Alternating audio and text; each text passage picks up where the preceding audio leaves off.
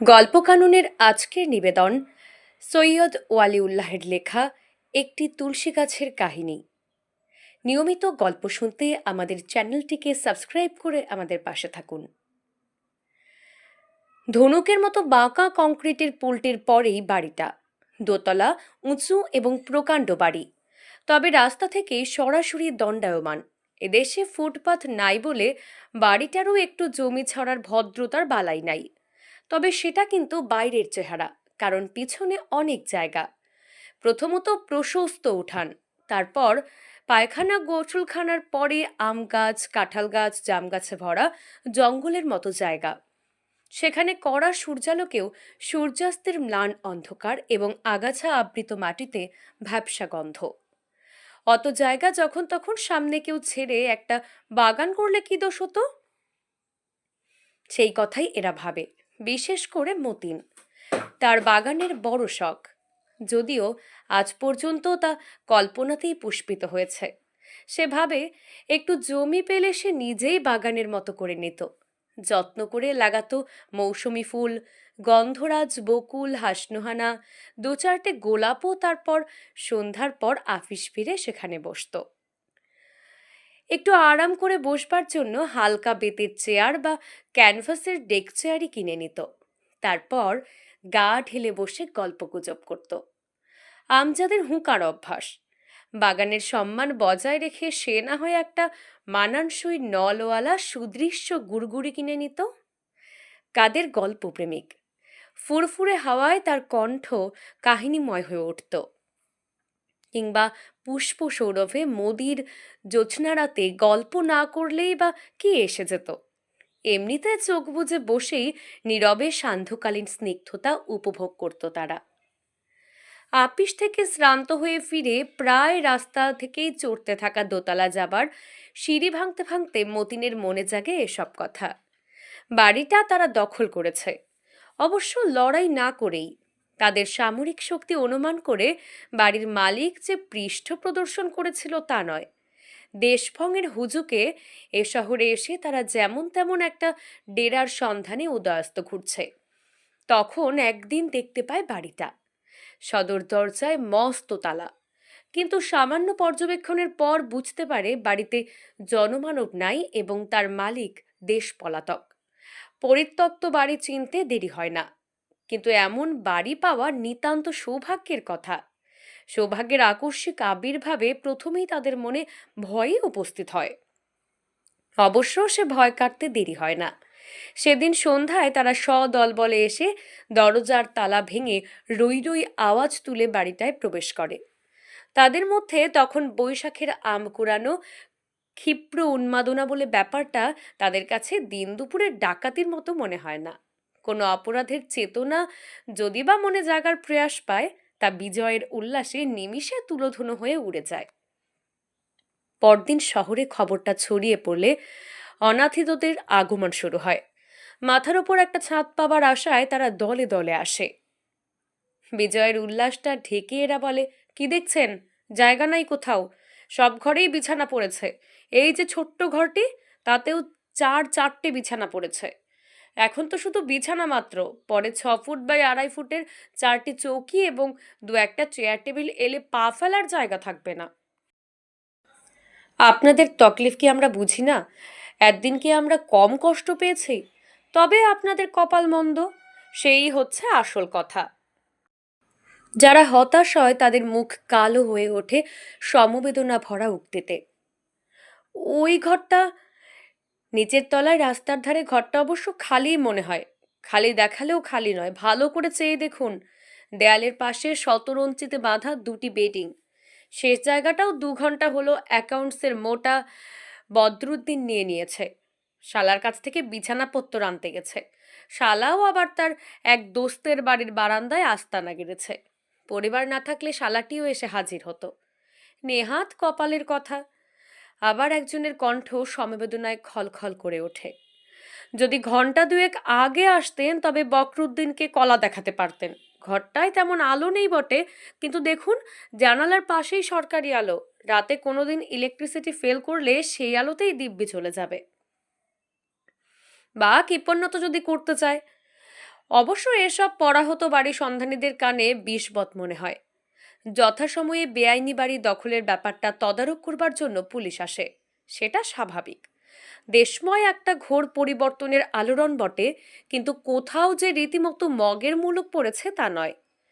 Police দেখে তারা ভাবে, পলাতক গৃহকর্তা কি বাড়ি উদ্ধারের জন্য সরকারের কাছে আবেদন করেছে?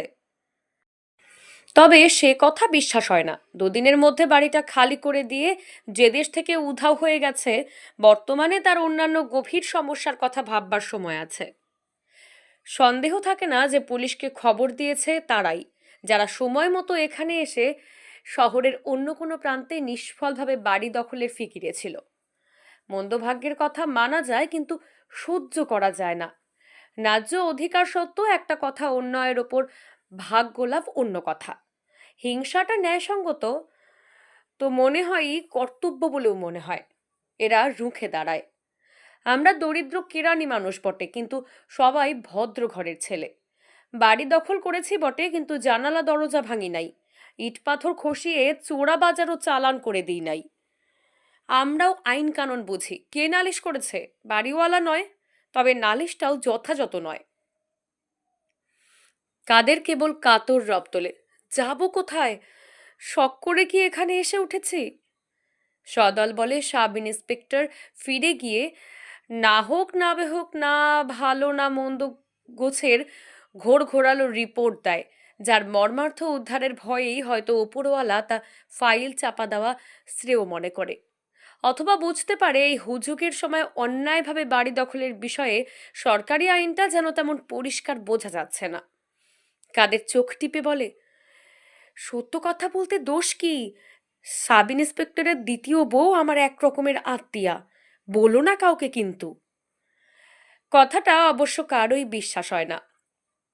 তবে অসত্যটি গোড়ায় যে কেবল একটা নির্মল আনন্দের উস্কানি, তা বুঝে কাদেরকে ক্ষমা করতে দ্বিধা হয় না।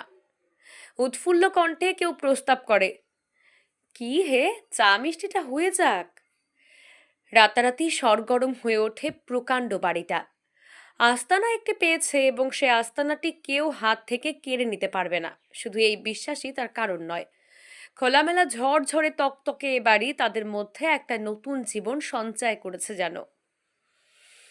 এদের অনেকেই কলকাতায় ব্লকম্যান লেনের খালাসিপট্টিতে, বৈঠকখানায় দফতরিদের পাড়ায়, সৈয়দ সালেহ লেনে তামাক ব্যবসায়ীদের সঙ্গে, বা কমরু খানসামা লেনে অকথ্য দুর্গন্ধ নোংরার মধ্যে দিন কাটিয়েছে।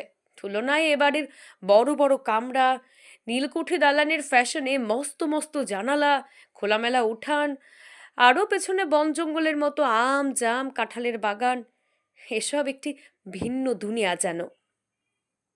এরা লাটবেলাটের মতো এক একখানা ঘর দখল করে নাই সত্য, তবু এত আলো বাতাস কখনো তারা উপভোগ করে নাই।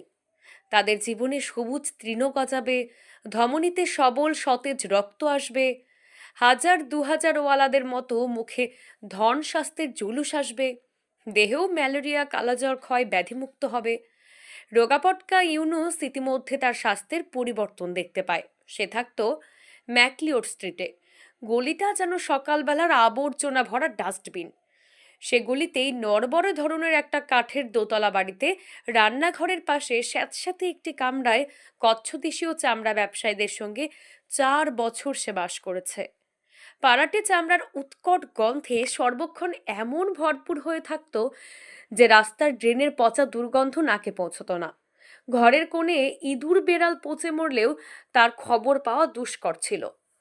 ইউনুসের জ্বরজারি লেগেই থাকতো। থেকে থেকে শেষ রাতে কাশির ধমক উঠত। তবু পাড়াটি ছাড়েনি এক কারণে।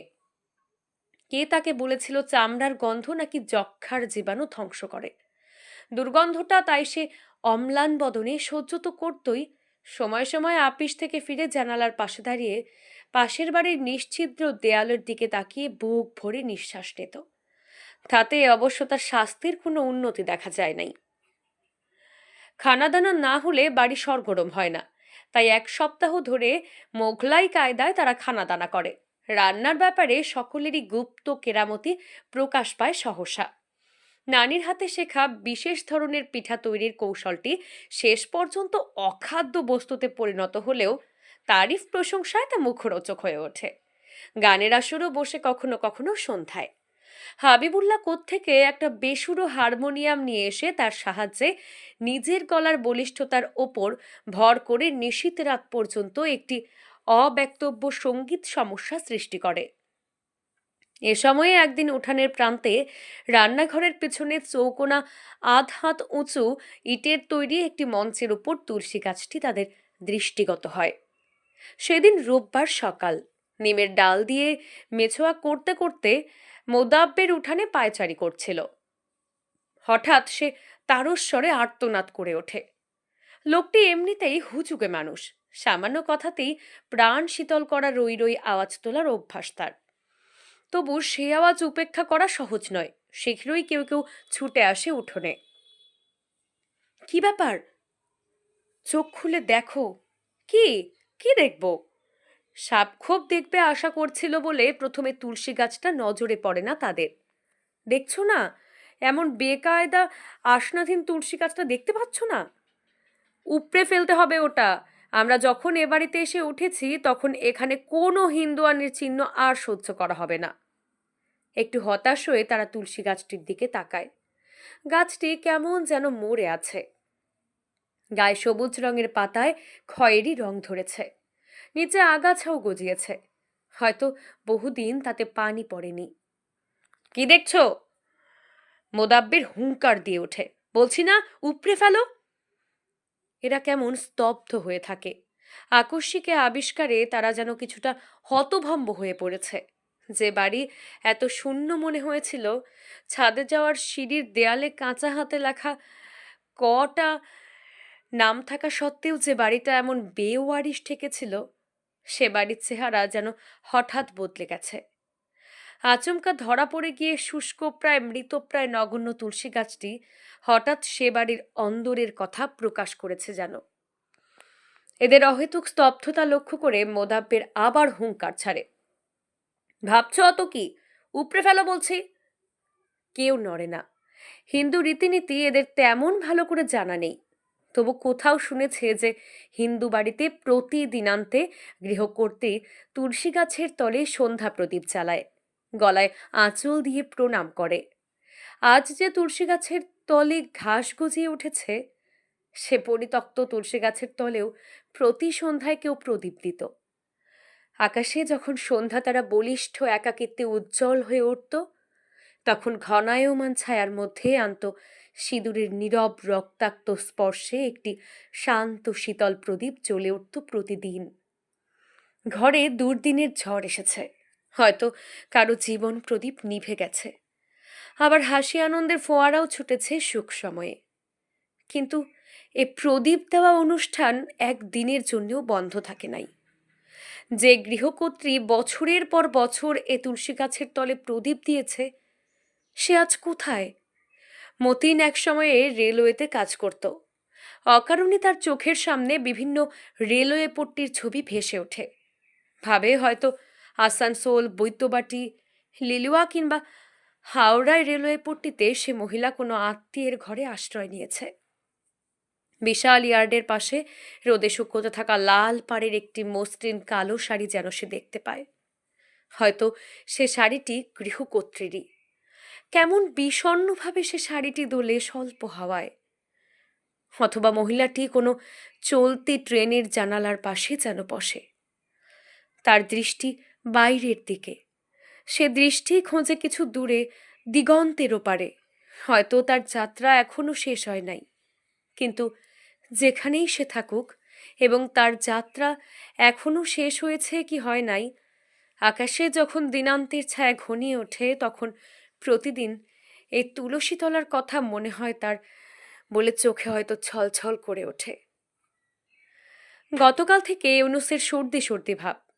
সে বলে, থাক না ওটা, আমরা তো পূজা করতে যাচ্ছি না, বরঞ্চ ঘরে তুলসী গাছ থাকা ভালো। সর্দি কফে তার পাতার রস বড় উপকারী। মোদাব্বের অন্যদের দিকে তাকায়। মনে হয় সবারই যেন তাই মত। গাছটি উপড়ানোর জন্য কারো হাত এগিয়ে আসে না। ওদের মধ্যে এনায়েত একটু মৌলবী ধরনের মানুষ। মুখে দাড়ি, 5 ওয়াক্ত নামাজও আছে। সকালে নিয়মিতভাবে কোরআন তালাওয়াত করে। সে পর্যন্ত চুপ। প্রতি সন্ধ্যায় গৃহকর্ত্রীর সজল চোখের দৃশ্যটি কি তার মনেও জাগে? অক্ষত দেহে তুলসী গাছটি বিরাজ করতে থাকে। তবে এদের হাত থেকে সেটি রেহাই পেলেও এরা যে তার সম্বন্ধে পর মুহূর্তেই অসচেতনতায় নিমজ্জিত হয় তা নয়, বরঞ্চ কেমন একটা দুর্বলতার ভাব। কর্তব্যের সম্মুখে পিছুপা হলে যেমন একটা অস্বচ্ছন্দতা আসে, তেমন একটা অস্বচ্ছন্দতা তাদের মনে জেগে থাকে। তারই ফলে সেদিন সান্ধ্য আড্ডায় তর্ক ওঠে। তারা বাক বিতণ্ডা স্রোতে মনের সে দুর্বলতা, অস্বচ্ছন্দতা ভাসিয়ে দিতে চায় যেন। আজ অন্য দিনের মতো রাষ্ট্রনৈতিক অর্থনৈতিক আলোচনার বদলে সাম্প্রদায়িকতাই যেন তাদের প্রধান বিষয়বস্তু হয়ে ওঠে।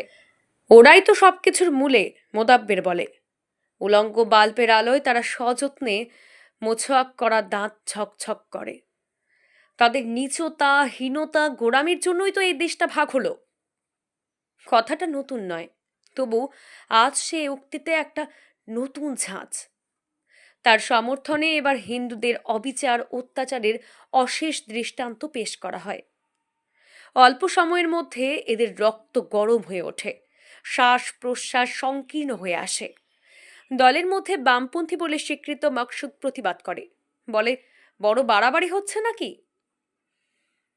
মোদাব্বেরের ঝকঝকে দাঁত ঝিলিক দিয়ে ওঠে। বাড়াবাড়ি মানে? বামপন্থী মকসুদ আজ একা, তাই হয়তো তার বিশ্বাসের কাঁটা নড়ে। সংশয়ে দুলে দুলে কাঁটাটি ডান থেকে হেলে থেমে যায়।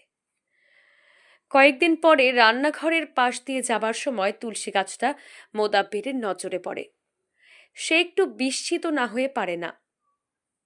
তার তলে যে আগাছা জন্মেছিল সে আগাছা অদৃশ্য হয়ে গেছে। শুধু তাই নয়, যে গাঢ় সবুজ পাতাগুলো পানির অভাবে শুকিয়ে খয়েরি রং ধরেছিল, সে পাতাগুলি কেমন সতেজ হয়ে উঠেছে। সন্দেহ থাকে না যে তুলসী গাছটির যত্ন নিচ্ছে কেউ। খোলাখুলিভাবে না হলেও লুকিয়ে লুকিয়ে তার গোড়ায় কেউ পানি দিচ্ছে। মোদাব্বেরের হাতে তখন একটি কঞ্চি। সেটি সাঁ করে কচু কাটার কায়দায় সে তুলসী গাছের ওপর দিয়ে চালিয়ে দেয়। কিন্তু ওপর দিয়েই, তুলসী গাছটি অক্ষত দেহেই থাকে। অবশ্য তুলসী গাছের কথা কেউ উল্লেখ করে না। হিউনুসের সর্দি সর্দি ভাবটা পরদিন কেটে গিয়েছিল। তুলসী পাতার রসের প্রয়োজন হয় নাই তার। তারা ভেবেছিল ম্যাকলিওড স্ট্রিট খানসামা লেন ব্ল্যাকম্যানের জীবন সত্যি পিছনে ফেলে এসে প্রচুর আলো হাওয়ার মধ্যে নতুন জীবন শুরু করেছে। কিন্তু তাদের ভুলটা ভাঙতে দেরি হয় না, তবে শুধু ততখানি দেরি হয় যতখানি দরকার সে বিশ্বাস দৃঢ় পরিণত হওয়ার জন্য। ফলে আচম্বিত আঘাতটা প্রথমে নিদারুণই মনে হয়। সেদিন তারা অফিস থেকে সরাসরি বাড়ি ফিরে সকলের পরিকল্পনা মোতাবেক খিচুড়ি রান্নার আয়োজন শুরু করেছে। এমন সময় বাইরের সিঁড়িতে ভারী জুতার মচমচ আওয়াজ শোনা যায়। বাইরে একবার উঁকি দিয়ে মোদাব্বের ক্ষিপ্রপদে ভেতরে আসে। পুলিশ এসেছে আবার, সে ফিসফিস করে বলে। পুলিশ? আবার কেন পুলিশ? হেউনুস ভাবে হয়তো রাস্তা থেকে ছেঁচড়া চোর পালিয়ে এসে বাড়িতে ঢুকেছে এবং তারই সন্ধানে পুলিশের আগমন হয়েছে। কথাটা মনে হতেই নিজের কাছেই তা খরগোশের গল্পের মতো ঠেকে। শিকারির সামনে আর পালাবার পথ না পেয়ে হঠাৎ চোখ বুজে বসে পড়ে। খরগোশ ভাবে কেউ তাকে আর দেখতে পাচ্ছে না। আসলে তারাই কি চোর নয়? সব জেনেও তারাই কি সত্য কথাটা স্বীকার না করে এ বাড়িতে একটি অবিশ্বাস্য মনোরম জীবন সৃষ্টি করেছে নিজেদের জন্য? পুলিশ দলের নেতা সাবেকি আমলের মানুষ।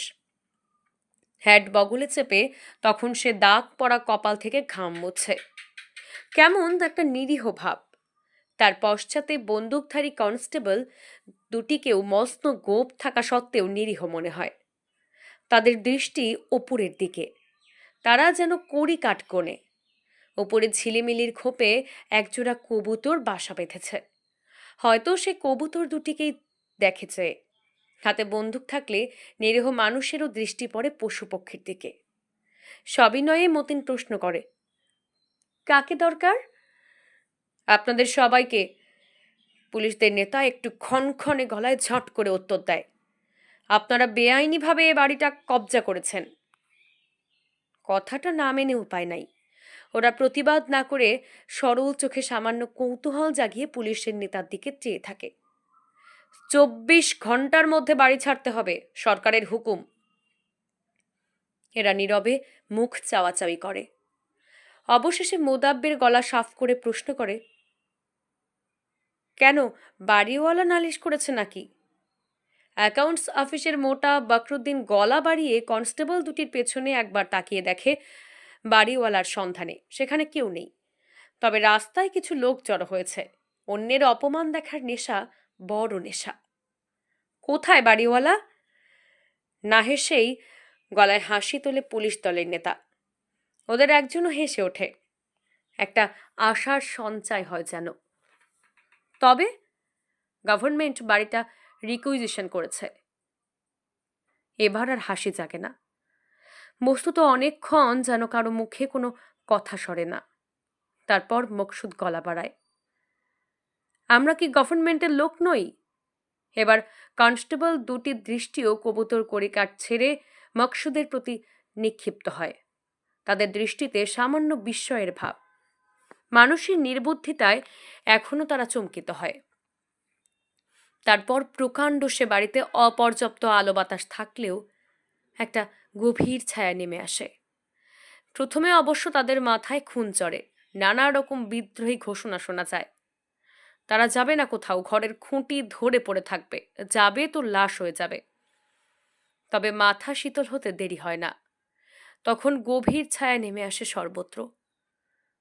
কোথায় যাবে তারা? পরদিন মোদাব্বের যখন এসে বলে তাদের মেয়াদ 24 ঘন্টা থেকে 7 দিন হয়েছে, তখন তারা একটা গভীর স্বস্তির নিঃশ্বাস ছাড়লেও সে ঘন ছায়াটা নিবিড় হয়েই থাকে। এবার মোদাব্বের পুলিশ সাব ইন্সপেক্টরের দ্বিতীয় স্ত্রীর সঙ্গে তার আত্মীয়তার কথা বলে না। তবু না বলা কথাটা সবাই মেনে নেয়। তারপর 10ম দিনে তারা সদল বলে বাড়ি ত্যাগ করে চলে যায়। যেমনি ঝড়ের মতো এসেছিল তেমনি ঝড়ের মতোই উধাও হয়ে যায়। শূন্য বাড়িতে তাদের সাময়িক বসবাসের চিহ্নস্বরূপ এখানে সেখানে ছিটিয়ে ছড়িয়ে থাকে খবর কাগজের ছেঁড়া পাতা, কাপড় ঝোলাবার একটি পুরনো দড়ি, বিড়ি সিগারেটের টুকরো, একটা ছেঁড়া জুতোর গোড়ালি। উঠানের শেষে তুলসী গাছটা আবার শুকিয়ে উঠেছে, তার পাতায় খয়েরি রং। সেদিন পুলিশ আসার পর থেকে কেউ তার গোড়ায় পানি দেয়নি। সেদিন থেকে গৃহকর্ত্রীর ছলছল চোখের কথাও আর কারও মনে পড়েনি। কেন মনে পড়েনি সে কথা তুলসী গাছের জানবার কথা নয়, মানুষেরই জানবার কথা। এতক্ষণ আপনারা শুনছিলেন সৈয়দ ওয়ালিউল্লাহের গল্প একটি তুলসী গাছের কাহিনী। আমরা নিয়মিত গল্প পাঠ করে শোনাচ্ছি। নিয়মিত গল্প শুনতে আমাদের চ্যানেলটি সাবস্ক্রাইব করে পাশে থাকুন।